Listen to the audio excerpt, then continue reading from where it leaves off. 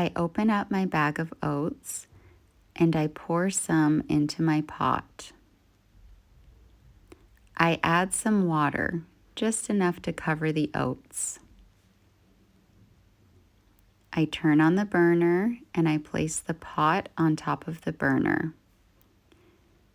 I add a sprinkle of salt and I use my wooden spoon to stir the oats. I turn off the burner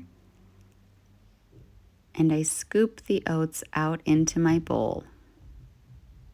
I add a little cinnamon and a spoonful of natural peanut butter. I peel my banana and I slice it into little circles. I add it to my bowl. It's still so hot, so I blow on it and then I try it. It's really good.